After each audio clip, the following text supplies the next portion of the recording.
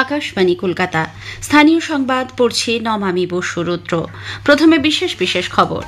South Calcutta ল কলেজে union রুমে ছাত্রীর গণধর্ষণের ঘটনার প্রেক্ষিতে রাজ্যের সব কলেজ বিশ্ববিদ্যালয়ের স্টুডেন্ট ইউনিয়ন রুম বন্ধ রাখতে উচ্চশিক্ষা দপ্তরকে নির্দেশ দিয়েছে কলকাতা হাইকোর্ট। বিজেপির নতুন রাজ্য সভাপতি নির্বাচিত হয়েছেন রাজ্যসভা সাংসদ শ্রমিক ভট্টাচার্য। রাজ্য থেকে কাজে যাওয়া বাংলাভাষী পরিযায়ী শ্রমিকদের অনুপ্রবেশকারী অভিযোগে আটকে রাখার ঘটনায় উদ্বেগ প্রকাশ করে রাজ্য সরকার প্রতিবেশী ওড়িশা সরকারকে চিঠি দিয়েছে। 2024-25 অর্থবর্ষে ধান উৎপাদনে সর্বকালের রেকর্ড গড়েছে পশ্চিমবঙ্গ। ব্ল্যাক বেঙ্গল গোটের সুস্বাদু মাংস যাতে আন্তর্জাতিক স্বীকৃতি লাভ করে সেই উদ্দেশ্যে রাজ্য সরকারের তরফে পুরুলিয়ায় চালু করা হয়েছে বিশেষ প্রকল্প। কলকাতা প্রিমিয়ার ডিভিশন ফুটবল লিগের ম্যাচে Mohun Bagan super giant Kalighat sports lover অ্যাসোসিয়েশনকে হারিয়ে জয়ের পথে ফিরেছে। আসছে বিস্তারিত খবরে। সাউথ ক্যালকাটা ল কলেজে ইউনিয়ন রুমে ছাত্রী গণধর্ষণের ঘটনার পর রাজ্যের সব কলেজ বিশ্ববিদ্যালয়ের স্টুডেন্ট ইউনিয়ন রুম বন্ধ রাখতে উচ্চশিক্ষা দপ্তরকে নির্দেশ দিয়েছে কলকাতা হাইকোর্ট। বিচারপতি সৌমেন সেন ও বিচারপতি স্মিতা দাসদের ডিভিশন বেঞ্চের নির্দেশ, কলেজ কর্তৃপক্ষ এ ব্যাপারে নজরদারি চালাবে। কোনো রকম বিনোদনের জন্য ওই ঘর ব্যবহার করা যাবে না। জরুরি কোনো প্রয়োজন হলে বিশ্ববিদ্যালয়ের রেজিস্ট্রারের কাছে যথাযথ কারণ জানিয়ে লিখিত আবেদন করতে হবে। অন্যদিকে অপর একটি মামলায় ছাত্র সংসদের নির্বাচন নিয়ে রাজ্যের বক্তব্য জানতে চেয়েছে কলকাতা হাইকোর্ট। আগামী 16 জুলাইয়ের মধ্যে হলফনামা দিয়ে নির্বাচনের বিষয়ে রাজ্যের কি অবস্থান তা জানাতে নির্দেশ দেওয়া হয়েছে। ওই একই বেঞ্চে আগামী 17 জুলাই ফের শুনানি। রাজ্যের আইনজীবী সাংসদ কল্যাণ বন্দ্যোপাধ্যায় সরকারের অবস্থান জানাতে আজ কিছুটা সময় চেয়ে নেন। এদিকে ইউনিয়ন রুম বন্ধের এই সিদ্ধান্তকে স্বাগত জানিয়েছে বিভিন্ন ছাত্র সংগঠন।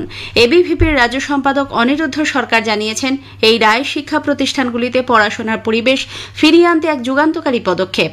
এসএফআই এর রাজ্য সম্পাদক দেবাঞ্জন দে বলেন, হাইকোর্টের রায় যাতে সর্বত্র কার্যকর হয় সেদিকে কড়া নজর রাখতে হবে।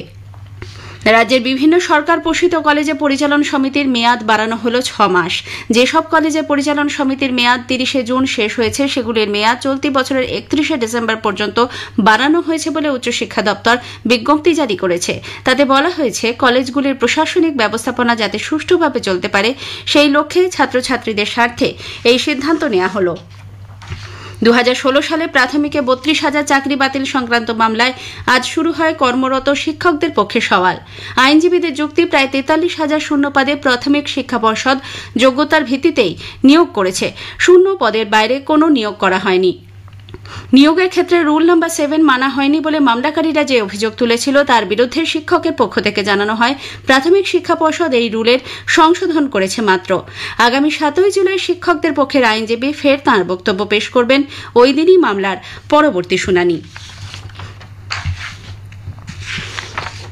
রাজ্য থেকে তৃণমূল কংগ্রেসকে উৎখাত করতে বিজেপির সকল স্তরের কর্মী সমর্থক একযোগে লড়াই করবেন বলে নবনির্বাচিত রাজ্য সভাপতি শ্রমিক ভট্টাচার্য মন্তব্য করেছেন।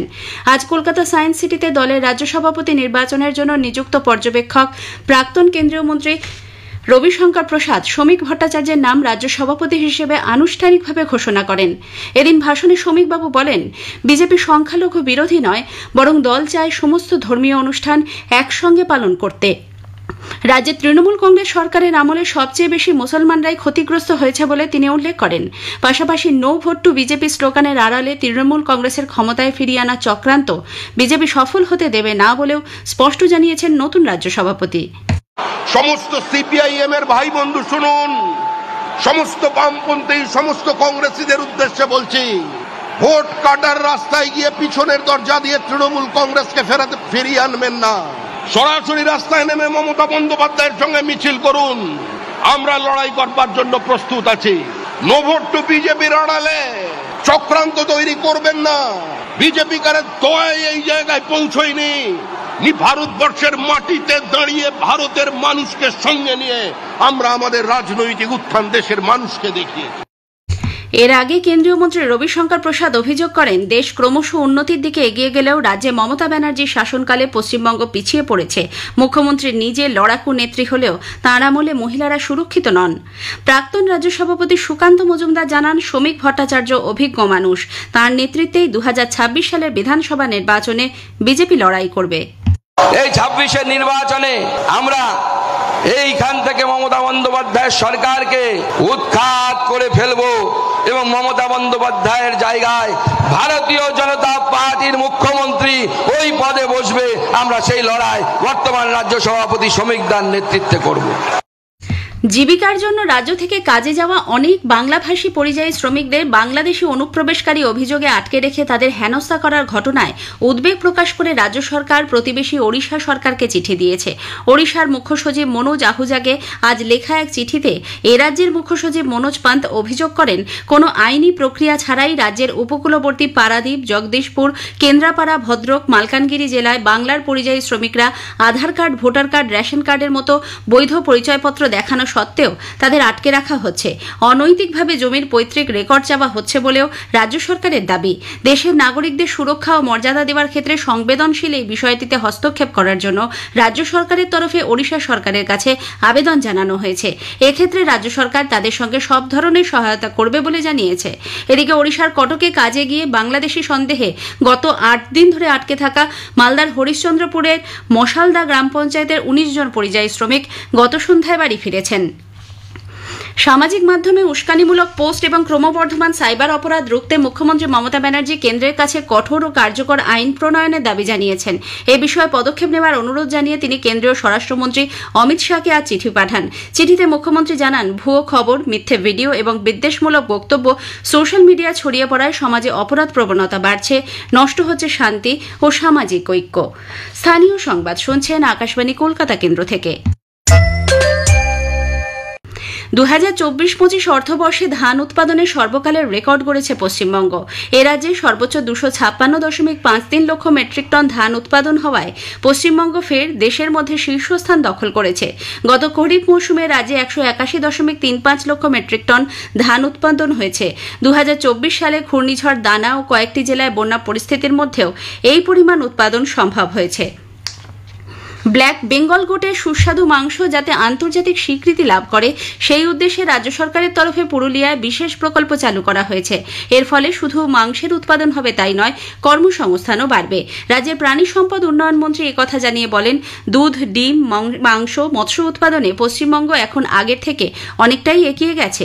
পশুপালন ও মৎস্য এই বিষয়টি এখন দেশে শিল্পের স্বীকৃতি পেয়েছে, যা এক বড় পাওনা। ব্ল্যাক বেঙ্গল গোট এটা এশিয়ার সর্ববৃহৎ মাংসের দিক থেকে খুব বড়, এবং পুরুলিয়াতে আমাদের প্রজেক্ট চলছে সরকারিভাবে। এটাও যদি ভাবেন এরা, আমার মনে হয় খুব ভালো লাগবে। এটা যে সর্বোপরি বড় আনন্দের যে একটা শিল্প হিসেবে সবাই ভাবনা শুরু করেছেন, এটা আমাদের কাছে বড় পাওনা। এটা একটা ইন্ডাস্ট্রি, তার কারণ গ্রামের মানুষ ধরুন হাঁস পোষে, মুরগি পোষে, ছাগল পোষে, এবং এটা স্বরোজগারের ক্ষেত্রে তো বড় জিনিস। মানুষের একটা কর্মসংস্থান, বিকল্প কর্মসংস্থান। Merchant chamber of commerce and ইন্ডাস্ট্রির তরফে আজ কলকাতায় আয়োজিত এক সেমিনারে রাজ্যের প্রাণী সম্পদ উন্নয়ন মন্ত্রী স্বপন দেবনাথের সঙ্গেই সেখানকার সভাপতি অমিত স্যারেগি জানান, প্রধানমন্ত্রী মৎস্য সম্পদ যোজনার সহায়তায় 2030 সালের মধ্যে সারা দেশে মৎস্য উৎপাদন 250 লক্ষ টন হবে। ডিমের উৎপাদনও উল্লেখযোগ্যভাবে বৃদ্ধি পেয়েছে। রাজ্যপাল সিভি আনন্দ বোস প্লাস্টিক ব্যাগের পরিবেশগত ভয়াবহ পরিণতি সম্পর্কে সচেতন হওয়ার আহ্বান জানিয়েছেন। আন্তর্জাতিক প্লাস্টিক ব্যাগ মুক্ত দিবসে আজ এক বার্তায় রাজ্যপাল বলেন, প্লাস্টিক ব্যাগ সহজে নষ্ট হয় না, ফলে তা জমি ও জলে দূষণ সৃষ্টি করে। পরিবেশ সংরক্ষণে প্লাস্টিক ব্যাগের পরিবর্তে পরিবেশ বান্ধব কাগজ, কাপড়, পাট বা টোটো ব্যাগ ব্যবহারের বাড়ানোর ওপর জোর দেন তিনি। কোচবিহারের মাথাভাঙা 1 নম্বর ব্লকের দুয়াইশুয়াই বাতানেটরি এলাকায় দুই পরিবারের মধ্যে বিবাদকে কেন্দ্র করে সংঘর্ষের ঘটনায় একজনের মৃত্যু হয়েছে, আহত আরও 6 জন। আটক করা হয়েছে উভয় পক্ষে 6 জনকে। নৈহাটি স্টেডিয়ামে আজ কলকাতা প্রিমিয়ার ডিভিশন ফুটবল লিগের ম্যাচে মোহনবাগান সুপার জায়ান্ট 4-0 গোলে কালীঘাট স্পোর্টস লাভার্স অ্যাসোসিয়েশনকে হারিয়ে জয়ের পথে ফিরেছে। বিরতিতে মোহনবাগান 2-0 গোলে এগিয়েছিল। মোহনবাগানের পক্ষে সন্দীপ মালিক, পাসাং দর্জি, আদিল আবদুল্লাহ গোল করেছেন। অপর গোলটি আত্মঘাতী। পুলিশ এসির কাছে হেরে মোহনবাগান এবারের লিগ অভিযান শুরু করেছিল। শেষ করার আগে স্থানীয় সংবাদের বিশেষ কিছু অংশ আরও একবার। সাউথ ক্যালকাটা ল কলেজে ইউনিয়ন রুমে ছাত্রের গণধর্ষণের ঘটনার প্রেক্ষিতে রাজ্যের সব কলেজ বিশ্ববিদ্যালয় স্টুডেন্ট ইউনিয়ন রুম বন্ধ রাখতে উচ্চশিক্ষা দপ্তরকে নির্দেশ দিয়েছে কলকাতা হাইকোর্ট। বিজেপির নতুন রাজ্য সভাপতি নির্বাচিত হয়েছেন রাজ্যসভার সাংসদ শ্রমিক ভট্টাচার্য।